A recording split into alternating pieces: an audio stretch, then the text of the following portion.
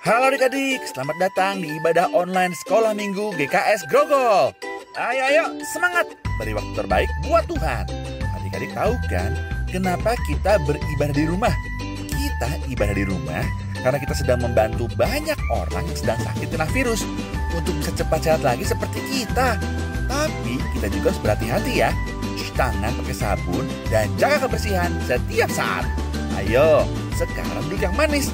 Kita mau dengar firman Tuhan dengan judul Bukan Perpisahan Selamanya. Jangan lupa subscribe dan klik lonceng YouTube channel ini ya. Selamat beribadah.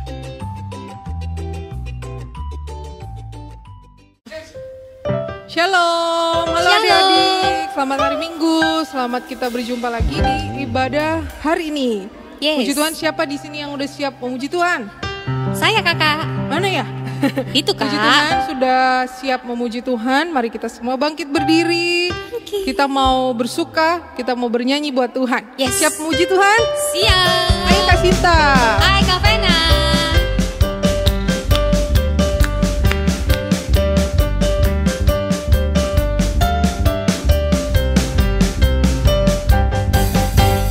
Mari kita bersukaria Hari ini karena ini hari bahagia. kita berkumpul jadi satu. Puji Tuhan. Puji Tuhan semesta itu. Tepuk tangan wajah berseri. Hilangkanlah hati yang sedih. Yesus berkata, bukankah Yesus berkata damai yang Dia berikan. Mari kita bersukaria. Oke. Mari kita. Mari kita ya. Senyum dong Kak. Senyumnya Bang Andi mana ya? Kak Andi. Coba boleh dibuka maskernya bentar. Nah, senyumnya Kak Rido mana? Senyum Kak Rido. Nah, senyumnya Kak Leo. Ayo kita lebih semangat lagi memuji Tuhan. Siap Kak? Siap dong. Mari adik-adik, ayo lebih semangat lagi memuji Tuhan.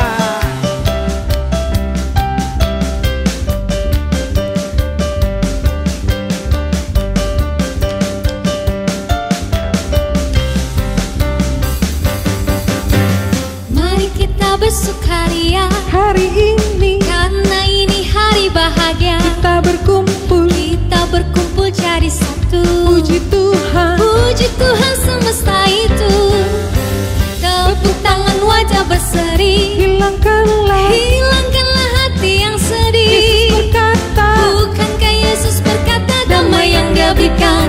Mari kita bersukaria. Mari kita bersukaria. Karena ini hari bahagia. Kita berkumpul jadi satu. Puji Tuhan semesta itu. Haleluya. Tepuk tangan wajah berseri. Hilangkanlah hati yang sedih. Yesus berkata, bukankah Yesus berkata damai yang Dia berikan. Mari kita bersukaria. Mari kita bersukaria. Mari kita bersukaria. Haleluya. Amen. Puji Tuhan. Sudah bersuka? Puji Tuhan. Mari kita siapkan hati pikiran kita. Kita mau dengerin firman Tuhan hari ini. Puji Tuhan. Halo, shalom adik-adik semua. Senang berjumpa kembali di hari Minggu ceria ini bersama dengan Om Alek kembali. Ya, semoga adik-adik semua dalam keadaan sehat, kuat, sejahtera dalam anugerah Tuhan Yesus. Perlu Om Alek ingatkan, kita masih berada di masa pandemi COVID-19 ya.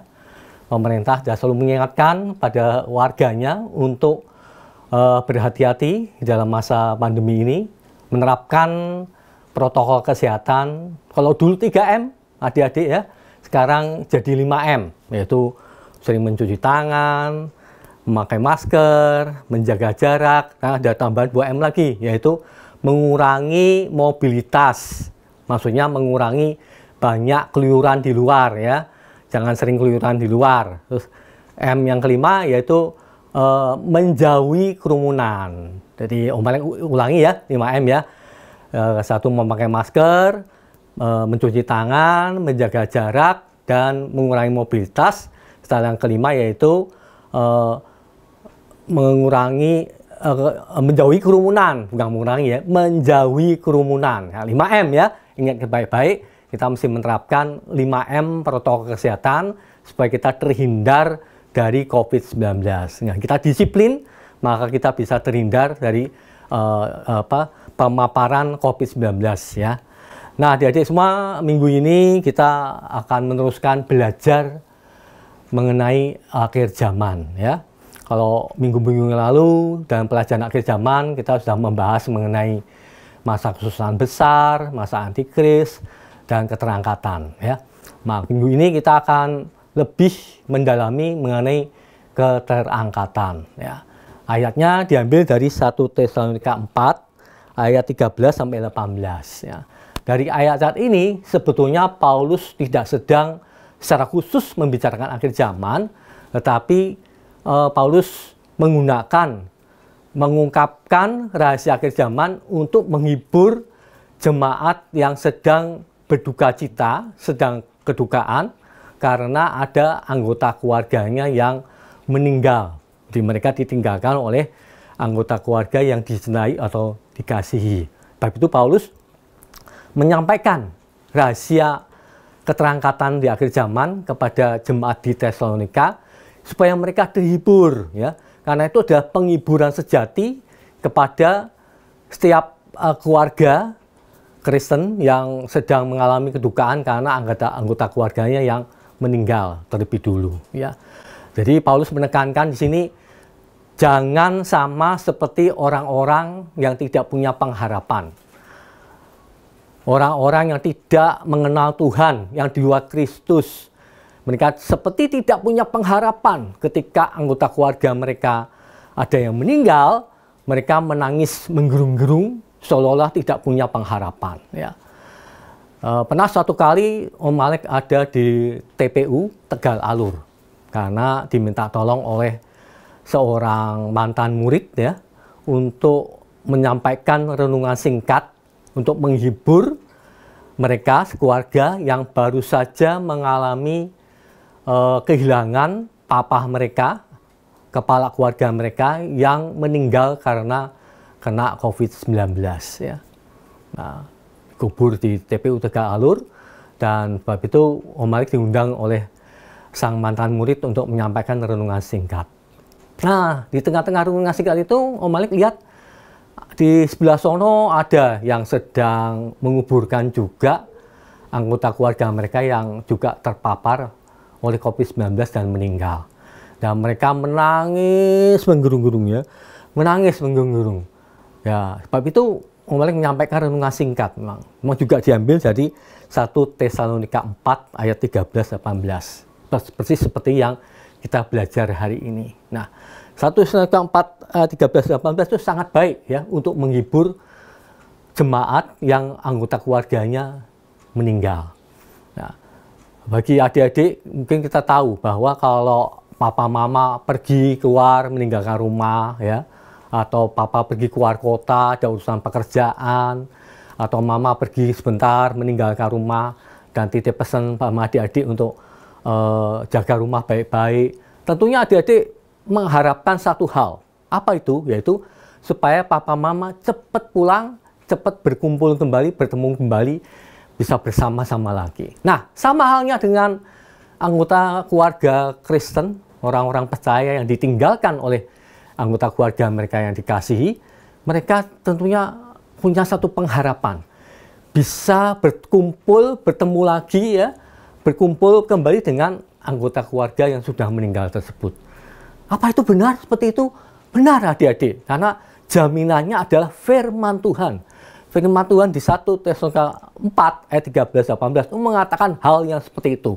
Bahwa ada satu jaminan pasti bahwa pada akhir zaman orang-orang percaya yang lebih dulu meninggal akan dibangkitkan terlebih dulu.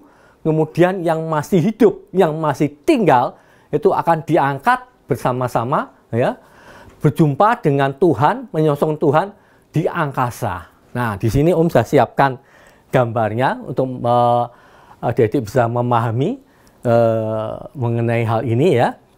Nah, di sini Om gambarkan, ini lingkaran ini menggambarkan 3,5 tahun yang kedua atau 1260 hari, itu yang Alkitab sebut sebagai masa kesusahan besar, ya.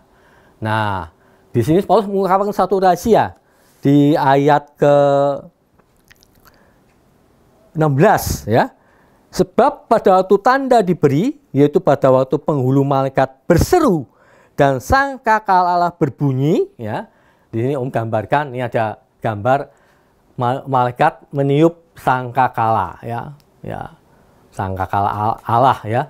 Ini yang ditiup adalah Alkitab menyebut sebagai sangkakala terakhir, yaitu sangkakala ke-7. Sangkakala terakhir itu adalah sangkakala ke-7. Nanti kalau adik-adik Om ajak untuk belajar sedikit mengenai kitab Wahyu, di situ nanti adik-adik akan tahu di akhir zaman nanti ada 7 sangkakala Allah, ya. Nah, yang terakhir itu ditiup di akhir masa kesusahan besar, yaitu sangkakala ke-7 ditiup. Maka begitu dia ditiup oleh malaikat, ini setiap malaikat bertugas meniup sangkakala secara khusus, ya. Jadi dari sangkakala 1 sampai 7 itu setiap sangkakala dipegang oleh setiap malaikat masing-masing, ya. Nah, malaikat yang memegang sangkakala ke-7 begitu tanda diberi oleh Tuhan, maka sangkakala ke-7 ini ditiup. Nah, begitu ini ditiup, tadi ayatnya berbunyi, maka Tuhan sendiri akan turun dari surga, ya. Tuhan akan turun dari surga, ya. Turun dari surga kemana adik-adik? Yaitu Tuhan akan ada di awan-awan, ya. Tuhan Yesus turun dari surga, terus dia ada di awan-awan. Sangkakala dibunyikan. Nah, setelah sangkakala dibunyikan, maka yang lebih dulu meninggal, ini gambarnya seperti ini, ya. Ini ada di kuburan, di taman pemakaman umum, di kuburan, ya. Yang lebih dulu meninggal, ini akan dibangkitkan. Ya, Tuhan itu maha kuasa, adik-adik. Dia berkuasa membangkitkan mereka yang lebih dulu meninggal. Sekalipun sudah bentuk tulang belulang, ada juga mungkin yang nggak sempat dikubur secara layak, ya. Kita tahu ada para martir, mereka yang meninggal karena kesaksian firman Tuhan, karena bersaksi tentang Kristus, ya, terutama di masa gereja awal itu banyak martir yang meninggal. Minggu lalu Kak Dini saya share sedikit kan mengenai polio yang mati dicabik-cabik singa di masa kekaisaran Romawi. Ya, demikian juga banyak mereka yang meninggal, mati martir, itu dikuburkan dengan tidak layak. Bahkan ada martir-martir Tuhan yang tidak dikebumikan, tetapi diperabukan. Jadi tidak ada jasad tulang belulangnya, tapi yang ada cuma abu, debu. Tapi Tuhan Maha Kuasa, sekalipun dalam bentuk debu abu, Tuhan berkuasa membangkitkan para martir, ya.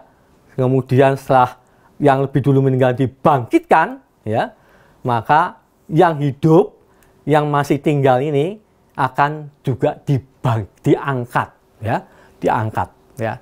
Istilahnya diangkat, bukan dibangkitkan. Kalau yang lebih dulu meninggal itu dibangkitkan. Yang masih hidup, yang masih tinggal di bumi itu akan diangkat, ya. Dan mereka diangkat ke angkasa, ke awan-awan, menyongsong Tuhan bersama-sama yang lebih dulu meninggal yang sudah dibangkitkan. Kemudian kita sering lihat di film-film itu banyak yang ketinggalan cuma pakaiannya, ya, pakaiannya kosong seperti ini, seperti gambar ini, ya. Jadi itu terjadi memang di masa kesusahan besar nanti. Di akhir dari masa kesusahan besar terjadi keterangkatan orang-orang percaya, ya.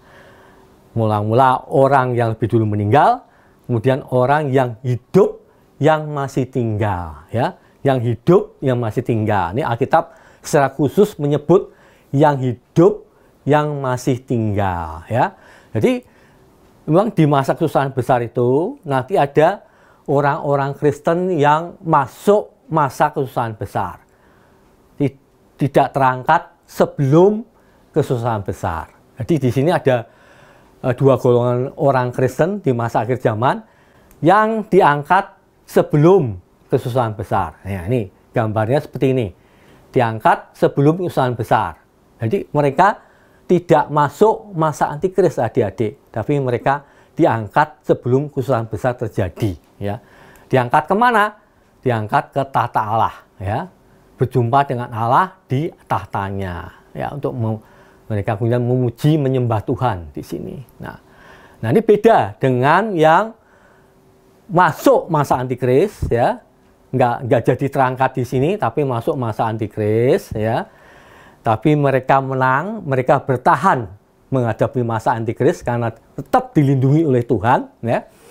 Dan menunggu hari keterangkatan itu, waktu sangkakala ketujuh dibunyikan, maka disinilah mereka nanti berjumpa dengan Tuhan di awan-awan, ya, berjumpa dengan Tuhan, rame-rame nih, yang lebih dulu meninggal, yang hidupnya masih tinggal, itu nanti berjumpa dengan Tuhan di awan-awan.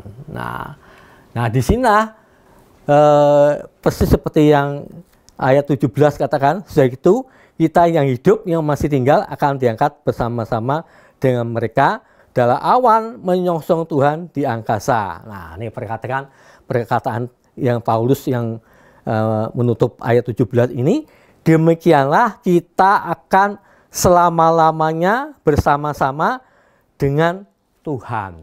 Jadi yang sudah lebih dulu meninggal, yang hidupnya masih tinggal, akan diangkat bersama-sama menyongsong Tuhan di angkasa, dan selama-lamanya bersama-sama dengan Tuhan.